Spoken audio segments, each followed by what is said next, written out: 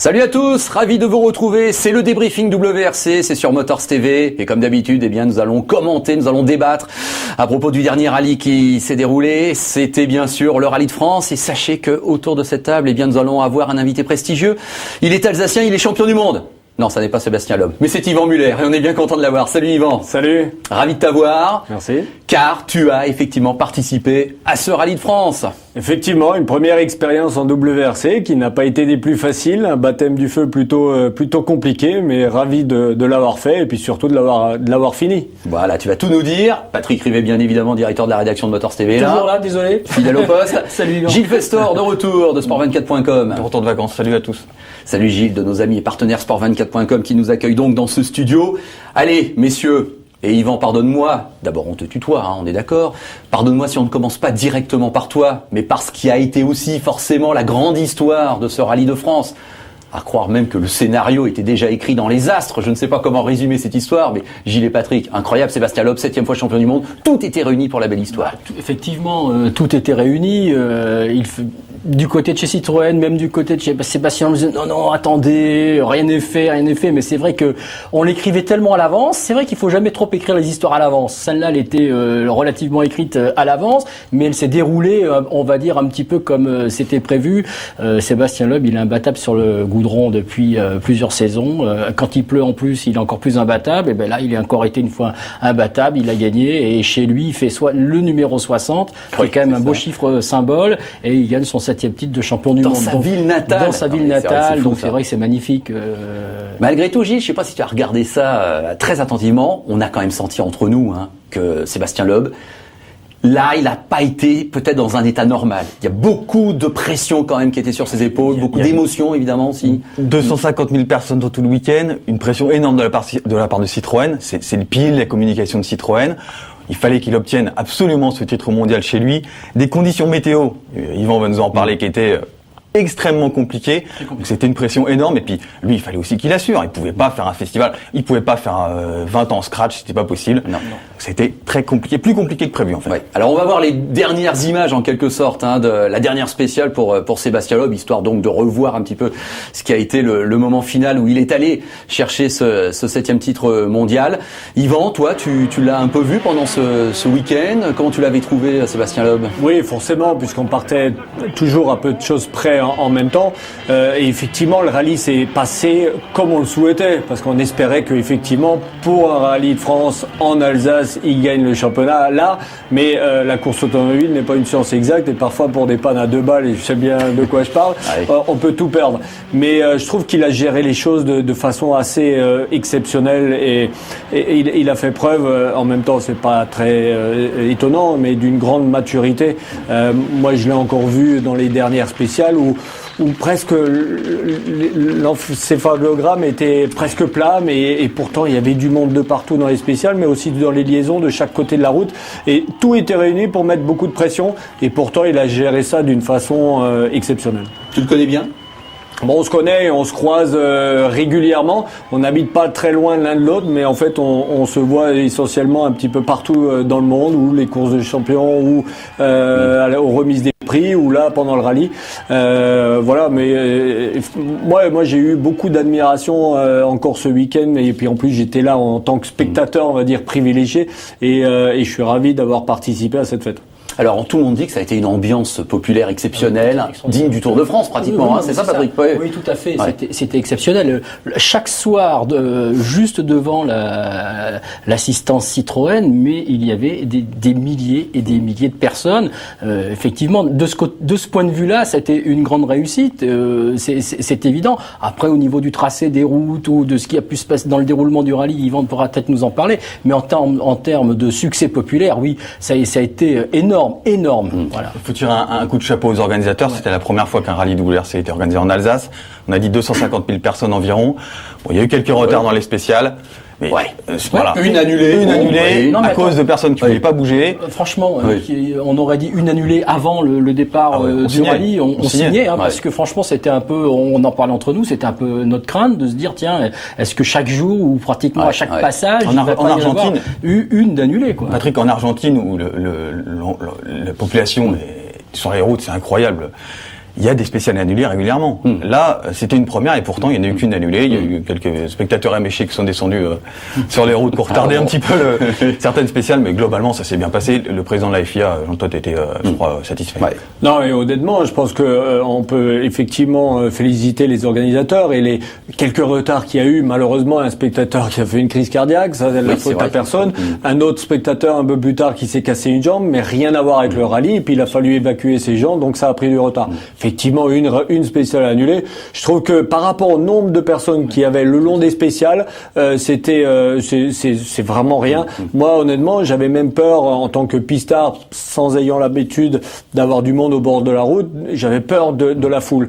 Et les gens ont été quand même dans l'ensemble très disciplinés. Ils étaient derrière les barrières en règle générale, sauf à quelques endroits, mais dans l'ensemble, on va dire que les gens étaient très disciplinés. Ils étaient là pour faire pour communier, on va presque dire, et faire partie de la fête plutôt que de la gâcher. Ils ont respecté la fête. Je pense qu'il faut le dire aussi. Oui, Solberg a dit, moi, ça lui rappelle des images qu'il n'avait vécues qu'au Portugal, la liesse populaire, cette ambiance du bord de route. Moi, ça m'a fait rappeler mon premier Dakar en Amérique du Sud, où là, effectivement, une grosse ferveur populaire. Et ben là, c'était pareil, mais à l'alsacienne, pas à l'Argentine. Bon, en tout cas, voilà, Sébastien Loeb, 7e fois champion du monde, 60e victoire chez lui à Haguenau, dans sa ville natale. C'est vrai, le scénario est parfait. J'espère qu'on aura l'occasion d'en reparler dans ce débriefing WRC avec Sébastien Loeb, bien évidemment. Vous comprenez qu'il est très occupé, mais on garde espoir de l'avoir, on est bien d'accord. Bon, allez, parlons de toi, Yvan. D'abord, on va te remercier d'avoir représenté nos couleurs, car nous avons tous remarqué que sur ta voiture, bien sûr, figurait la belle mention de Motors TV. Bon, c'est sympa, et c'est sympa aussi d'être là aujourd'hui. Alors, es-tu satisfait de cette expérience qui n'est pas ton activité principale, évidemment, le rallye? Comment tu reviens d'Alsace? Alors, je suis content quand même. Totalement satisfait de cette expérience. Effectivement, déjà, c'est un montage de copains, je dirais, parce que la première fois, j'ai discuté avec l'équipe Automéca en leur disant ça serait bien qu'on arrive à monter un programme pour ce rallye de France qui est dans ma région natale. Donc eux, ils ont réussi à trouver les fonds, les partenaires, et puis Motors TV qui s'est greffé là-dessus, avec qui on a de relations quand même depuis longue date dans des championnats divers et variés. Et puis ensuite, je me suis retrouvé dans cette structure de Peter Solberg, une belle structure, des gens vraiment compétents tout d'abord, mais en plus une belle ambiance. Moi, honnêtement, ça m'a fait du bien de sortir un peu de mon cadre circuit pour redécouvrir quelque chose, surtout que ça faisait 4 ou 5 ans, moi qui ai l'habitude de faire des choses assez polyvalentes, que j'avais rien fait d'autre que du circuit. Et là, ça m'a fait un grand bien. On rappelle que tu es toujours en tête du championnat WTCC des voitures de tourisme, donc c'est vrai que c'était peut-être pas évident non plus à trouver cette fenêtre de faire autre chose. Tes employeurs ou ton écurie de base, si j'ose dire, étaient d'accord? Ça n'a pas été facile de les convaincre, parce que forcément, étant en tête du championnat, ayant une échéance dans 15 jours au Japon pour défendre le titre, enfin en tout cas ce leadership du championnat, ça n'a pas été facile. Mais en même temps, Chevrolet a bien compris l'intérêt de me laisser faire ça, parce que je suis un pilote qui a besoin de temps en temps de récréation et de redécouvrir de nouvelles choses, et ce qui me permettra aussi d'arriver au Japon avec un sang plus frais et de nouvelles idées. Voilà. On voit quelques images de toi en caméra embarquée avec ton copilote, Gilles Mondésir, bien évidemment. Salut Gilles, s'il nous écoute. Et puis là, évidemment, une belle image. Voilà, on se doutait bien qu'on allait avoir les deux champions du monde alsaciens sur la même image, sous le regard de Sébastien Ogier et Daniel Elena qui filme. Tu étais évidemment à un moment donné avec Sébastien Loeb. Yvan, franchement, pour un baptême de WRC, et ça n'a pas été facile. Quand on regarde les images et quand on était sur place, les spéciales étaient vraiment pas simples. Certaines ressemblaient un peu au rallye d'Allemagne quand on passait un peu entre les vignes. Parfois, il y avait de la forêt. Il a plu. Il y a eu, on coupait les cordes. Donc, ça veut dire quoi? Ça veut dire qu'il y a de la terre. Franchement, un baptême difficile, non, quand même. Je crois qu'il manquait juste la neige pour ajouter à la complication de ce rallye.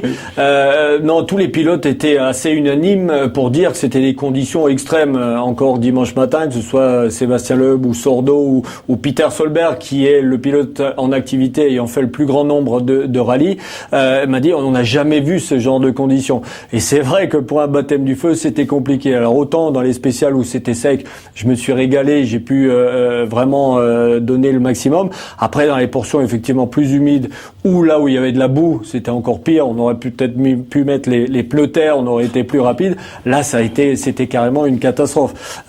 Pour vous imaginer la chose, c'était comme si on était en pneu été sur de la glace. Où parfois on devenait passager de notre voiture et tout ça à 180 à l'heure au milieu des arbres. T'aimes bien la glace? Ouais, mais quand j'ai prévu de rouler dessus en réunissant les conditions.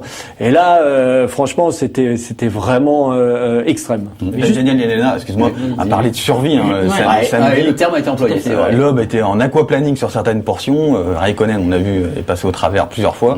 Donc Yvan s'est quand même bien débrouillé. Ouais, je pense qu'on peut même dire de la boue planning. Oui, c'est ça. Alors, si on reprend un petit peu le déroulement de ton rallye, Yvan, première spéciale, tu cales, non? Au départ, excuse-moi de revenir sur. C'est vrai. C'est pas la première spéciale. Ouais, premier spécial. Alors, dis-nous dès le départ. Non ouais, première spéciale, mais en même temps, les autres n'ont pas de mérite parce qu'ils ont une stratégie de départ. Ils ont juste à mettre les gaz à fond et tirer le frein à main. Et tout se fait tout seul. Bon, moi j'avais la version manuelle. Effectivement, c'était en pente et j'ai calé lamentablement pour mon premier départ. Mais ça va, il n'y a pas eu trop de sifflets sur les côtés. Et puis malgré tout, je me suis pas mal rattrapé. Écoute, après 4 spéciales, t'es 12e au général. À ce moment-là, est-ce que tu estimes que tu es dans les temps, si j'ose dire? Ou tu te souviens, je regardais pas le classement pour être honnête. Je voulais pas me focaliser là-dessus. Je voulais juste aller à mon propre rythme, à trouver ma vitesse de croisière. Et effectivement, j'étais assez surpris de me voir 12e, alors que je sentais que j'avais encore du potentiel et que j'attendais surtout la deuxième boucle, qui allait être le deuxième passage dans les spéciales. Parce que je vous avoue, première spéciale, j'avais un peu le trouillomètre à zéro. C'était quand même quelque chose de nouveau pour moi, une WRC, un championnat du monde, un copilote. Certes, j'ai fait 5 rallyes dans ma carrière, ce qui est pas grand-chose, et encore il y a bien longtemps. J'étais pas sûr de ma façon de noter.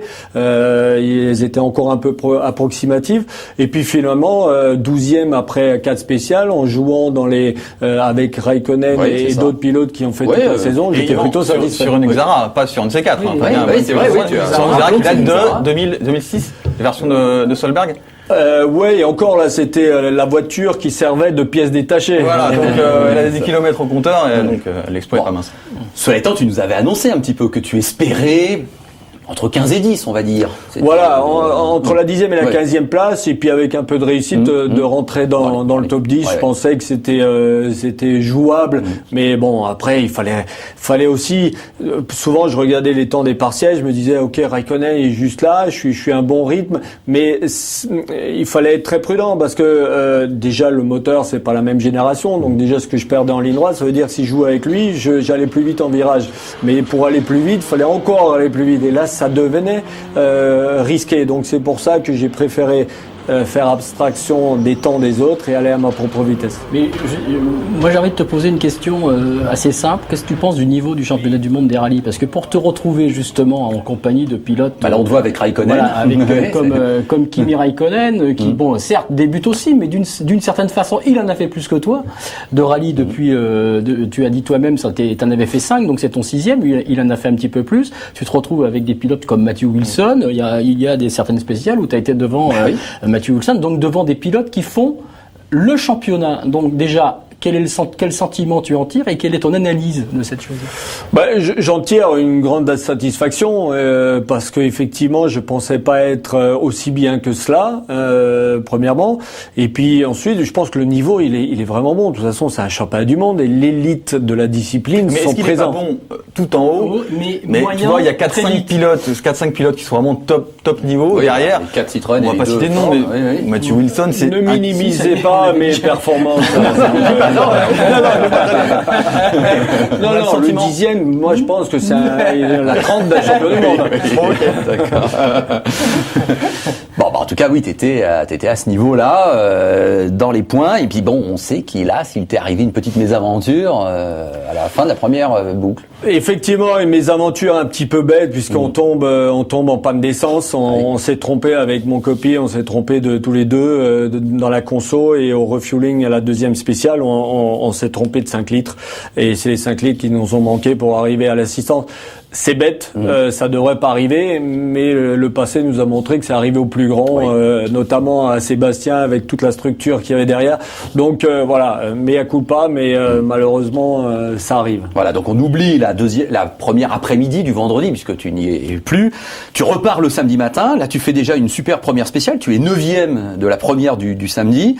Mais on voit bien qu'après, il y a encore un souci. Alors ça, j'avoue qu'on n'a pas bien vu l'image. Qu'est-ce qui t'est arrivé dans la matinée du samedi ?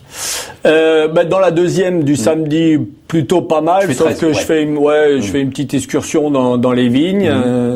Si le viticulteur m'entend, je suis désolé, je vais enlever 2-3 pieds de vigne. Et puis dans la troisième, j'étais vraiment concentré en me disant, allez, fais pas d'erreur, elle est longue, 35 km, faut trouver un rythme pour cela. Et dans un léger droit, où a priori je suis arrivé peut-être 5 km/h trop vite, je mords juste un peu dans l'herbe et ça m'attire un petit peu sur le bas-côté. Là il y avait une souche d'arbre et je tape, ce qui me casse la jante et ce qui me casse le disque de frein. Donc je me gare où je peux en toute sécurité et puis on est obligé de mécaniquer à ce moment-là. D'accord. Donc après tu fais signer une belle 10e place à la 13e spéciale. Et puis la fin de la journée sera un petit peu plus difficile, non ? Là aussi, samedi, tu fais 25 et 21 dans les dernières semaines. Ouais, alors là, honnêtement, puisqu'on jouait plus rien dans le classement, on était déjà à cause de nos péripéties assez loin. C'était les deux spéciales, donc Ormont, la longue, revenait la deuxième passage. Où là, il y avait de la boue. Alors sur les 20 premiers kilomètres, ça se passait bien. En partiel, j'étais tout à fait dans des chronos honorables. Puis là, la boue est arrivée. On était en boue planning tout le temps. Donc j'ai dit à mon copine, bon allez, là, on va lâcher un petit peu du temps. J'ai un championnat à jouer dans 15 jours. On va pas prendre plus de risques que cela et on va ramener la voiture et puis on verra demain. Mais t'es pas le seul à avoir levé le pied dans cette spéciale qui était démente. Et donc l'histoire retiendra que tu as battu Sébastien Loeb dans la fameuse dernière spéciale d'Agno où il est allé chercher son 7e titre. Tu fais 6, il fait 8. Oui. Oui, 6e, c'est super. Oui, 6e, ravi, je l'apprends, mais je pense que il avait tellement d'avance et en plus il a voulu profiter. Il a dit après qu'il était un peu nerveux. Il a dit, j'ai roulé comme un papy. Oui, il a tout assuré. Le papy, il est juste 5 dixièmes derrière moi. Tu es encore plus Yvan. Bravo. Je suis content d'être venu. Oui, c'est sympa. Bon, enfin, tu l'as battu là. Non, mais effectivement, il avait, je sais plus, 45 secondes d'avance, quelque chose comme ça. Il reste 4 kilomètres. Une mauvaise aventure sur un trottoir ou autre peut tout gâcher. Donc, effectivement, il a préféré assurer. Mais pas tant que ça, quand même. Non, oui, c'est quand même. Alors, cette expérience aussi difficile qu'elle fut, est-ce qu'elle te donne envie d'en refaire, de reparticiper un jour à une manche du championnat du monde des rallyes? Alors, honnêtement, plein de fois dans le rallye, et je me disais, mais qu'est-ce que tu fous là, mon pauvre? Pourquoi t'es venu te mettre dans cette galère? Pourquoi t'es pas resté chez toi tranquillement, aller regarder à la télé? Et puis finalement, au bout du compte, le rallye fini. Quand j'ai fait la synthèse de tout ça, je me suis dit finalement, je me suis bien fait plaisir. J'ai appris beaucoup de choses. J'ai fait quelque chose de nouveau, quelque chose qui m'a vraiment excité. Et effectivement, ça m'a donné envie de revenir. Alors en plus, si c'est en Alsace, tant mieux. Après, à force de parler avec d'autres pilotes comme Sébastien ou Dani Sordo, ils m'ont dit il faut que tu viennes au Catalogne parce que là c'est de l'asphalte et pour toi ça sera bien. Bon, voilà, j'ai pas trop de temps. Genre, si j'arrive à en faire un dans l'année, c'est bien. Mais moi, si je peux refaire l'Alsace l'année prochaine, je serais ravi. Oui, sauf qu'on est bien d'accord, il n'y a pas le rallye de France, rallye d'Alsace l'an prochain calendrier. On revient bien sur la permutation, je crois bien. Donc tu vois, ça sera que dans 2 ans. Ah oui, non, à vérifier, mais j'en suis quasiment sûr. Il n'y a pas le rallye de France, rallye d'Alsace l'an prochain au calendrier. On va se réunir bientôt avec Motor TV pour voir lequel on choisit. Bon, en tout cas, donc une belle expérience. Nous, on a vraiment bien apprécié. Tu penses bien que tu portes nos couleurs et de te suivre. Pour toi, l'année n'est pas terminée, bien au contraire, j'ai envie de dire. Alors, le WTCC. Tu as été champion du monde il y a 2 ans, tu es en tête avec 25 points d'avance sur Prio, 29 sur Tarquini. Vous vous êtes un petit peu partagé les victoires depuis le début de la saison, j'ai bien fait mes comptes. Il reste 2 manches, Okayama et Macao. Comment tu vas les appréhender ? Je vais les prendre comme les autres. Je suis en tête du championnat depuis la première course, donc les deux prochaines épreuves, je vais essayer de les prendre de la même manière, puisque jusqu'à présent ma stratégie était plutôt bonne. Mais il est clair que plus on va s'approcher de l'issue finale du championnat, la pression va monter. Et il y a quand même de fortes chances que le titre se joue à Macao. Et jouer un titre à Macao, C'est plutôt compliqué parce que il faut gérer déjà un circuit en ville c'est un peu dans la difficulté, un peu le rallye de France qu'on a vécu ce week-end. Et puis en même temps, il faut jouer un titre et se bagarrer avec la concurrence. Donc c'est un moment important qu'il faut gérer au mieux. Et je vais, maintenant fort de 5 saisons dans ce championnat, je vais me servir de cette expérience. En tout cas, en un mois et demi, messieurs, Yvan aura disputé une manche WRC, va disputer évidemment 2 manches WTCC. Et Gilles, on te l'apprend peut-être, il va disputer une manche de V8 Supercar australien à Surfers Paradise, donc à la fin du mois d'octobre. Alors là, t'as vu, c'est une manche incroyable. Tous ces pilotes internationaux qui ont été invités en quelque sorte. Tu vas retrouver Sébastien Bourdet, et tu vas revenir au V8. Nous, Patrick et moi, tu penses bien qu'on est ravis déjà de te commenter à l'occasion de cette manche. Effectivement, comme si tout cela ne suffisait pas, je me suis rajouté cette date à Surfers Paradise en V8, une épreuve le championnat que j'avais envie de revenir depuis longtemps. Malheureusement, mes employeurs précédents ne me donnaient pas l'autorisation. Et là, effectivement, cette course qui est organisée hors championnat, certes, mais avec les 35 pilotes locaux, avec 35 pilotes étrangers. Ça compte pour le championnat. 50, d'accord. Si. À une époque, ils ont hésité. Mais maintenant, voilà. Ça compte. Bon, voilà, il va falloir être encore plus vigilant à ce moment-là pour pas faire perdre les chances aux pilotes locaux. Non, une course qui, de toute façon, c'est un championnat qui est exceptionnel, des belles voitures, et puis là, c'est en plus un circuit en ville, Surfer Paradise. On peut pas espérer beaucoup mieux. Pour Macao, comme ça. Ça va. Oui, mais là, avec le rallye de France à 180 dans les arbres, je vais entraîner pour Macao. C'est bon. C'est marrant parce que quand tu évoques des circuits qui font peut-être penser à du rallye, moi, souvent, même chaque année, je me laisse tenter. Je suis tenté de dire que Bathurst, la descente, il y a un petit côté spécial de rallye, je trouve aussi. Mais totalement. Il y a un côté rallye avec des virages en aveugle et il y en a tellement que presque il faudra un copilote pour vous donner les notes parce que c'est vrai que ça y ressemble beaucoup. Bon, en tout cas, Yvan, tu penses bien qu'on est derrière toi à fond. Pour finir sur cette expérience du Rallye de France, Rallye d'Alsace en WRC, qu'est-ce qui te reste où te reste-t-il à progresser? Par exemple, la fameuse prise de notes dont on parle beaucoup à propos de Kimi Räikkönen qui apparemment ne les assimile pas. Toi, fais pas attention. T'es bien dedans, t'arrives à bien t'immerger dans ces notes, à bien les recevoir, à bien appréhender effectivement ce qu'elles... Eh bien, elles étaient mieux que je ne l'espérais, pour être honnête. Alors c'est vrai que ça fait quand même quelques semaines, voire quelques mois que je m'entraîne. Chaque fois que je rentrais chez moi, les routes de montagne, de campagne, j'imaginais les notes que j'allais prendre. Et en plus, j'ai pris un système de notes tout nouveau. J'ai recommencé à zéro, et elles étaient pas mal. Mais clair qu'elles sont pas totalement abouties. Il y a des points sur lesquels je dois progresser, comme quand il y a des grandes courbes, des longues courbes, mais combien elle est longue, ça j'étais pas encore assez précis, ou des virages qui se referment, mais à quel moment ils se referment. Voilà, ça il faut que je progresse. À la base, le cahier qu'avait Gilles Mondésir pendant les reconnaissances, il avait été, tu avais récupéré des notes du rallye de certaines spéciales du rallye d'Alsace par avant. Comment? Non, pas du tout, parce que je crois que la plupart des spéciales étaient nouvelles. Non, on est parti d'une feuille blanche. Et puis en plus, on peut difficilement reprendre les notes d'un autre pilote parce que sa façon de noter peut être différente. Il faut que chaque pilote prenne sa façon de noter parce que il faut que ça nous parle à soi. Donc on est vraiment parti d'une feuille blanche.